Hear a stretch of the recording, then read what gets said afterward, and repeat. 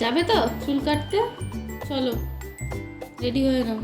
নাও এই জামাটা পরবে তো? পরে নাও। কি দেখছো এরকম ক্যাবলার মতো? হ্যাঁ, মামাকে নিয়ে যাব এখন চুল কাটাতে। চুলটা অনেকটাই বড় হয়েছে, তো একটু সেট করে নিয়ে আসি চুলটা নিয়ে গিয়ে।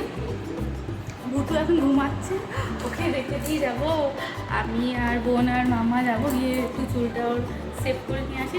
এই বাড়ির কাছেই যাব, তো চলো যাই। মামাকে রেডি করি, তার সাথে সাথে আমিও রেডি হয়ে যাই, হয়ে বেরোই। তারপর তোমাদের সাথে আবার দেখা হবে। মাংকু রেডি হয়ে গেছে আমাদের যাওয়ার জন্য।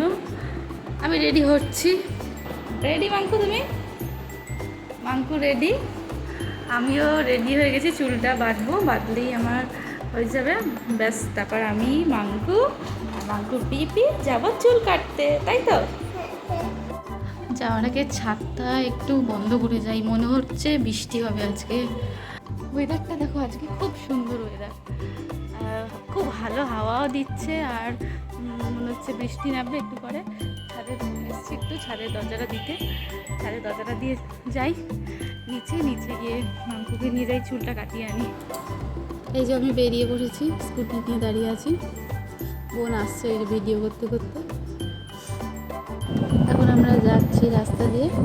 পার্লারটা বেশি দূরে নয়, কাছেই, হেঁটে যাওয়াই যেত, কিন্তু তাও মাংকু যাচ্ছে বলে স্কুটিটা নিয়েই যাচ্ছে, ও হেঁটে হেঁটে যেতে পারবে না। এটা কথা বলতে বলতে পার্লারের কাছে চলেই এলাম। এই যে এটা হলো ফিলো, আমাদের বাড়ির কাছেই পার্লারটা। এবার মাংকুকে নিয়ে যাওয়া হচ্ছে ভিতরে। ঢুকে মাংকু ভাবছে কি করব এখানে, তো ও যাওয়া গেল গিয়ে। এবার মাংকুকে বসানোর চেষ্টা করছি, যতবার উঠাচ্ছি ওকে, ও ততবার নেমে আসছে, কান্নাকাটি করা শুরু করে দিয়েছে। যতবার বোন বলছে, আমি বলছি বস, কিছুতেই বসছে না, বারবার নেমে যাচ্ছে। তারপর কি করব ভেবে না পেয়ে বাধ্য হয়ে আমি বললাম কি তাহলে ঠিক আছে, আমি বসছি, আমার সাথে তুই বসবি বলে আমি বসে বললাম। তারপর আমার কোলে বসে ও চুল কাটতে শুরু করলো।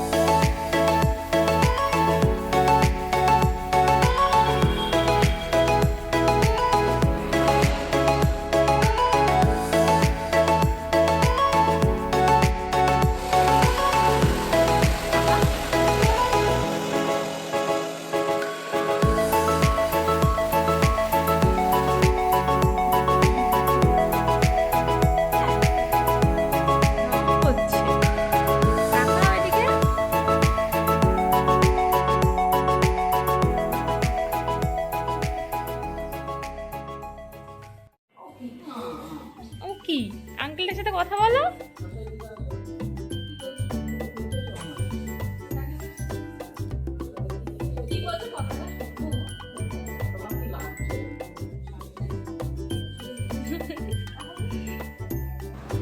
যাক, এত যুদ্ধ করে চুলটা কাটা হলো, এইবার বিলটা আমি পেমেন্ট করে নিই।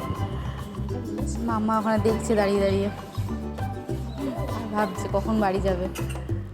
চলো বাড়ি যাই। দেখো এসছিলাম তখন বিকাল ছিল, আর এখন পুরো সন্ধে হয়ে গেছে। ভিডিওটা সবাই লাইক করো প্লিজ, চ্যানেলটাকেও তোমরা সবাই সাবস্ক্রাইব করে দিও। চলো টাটা, দেখা হচ্ছে আবার পরের ব্লগে।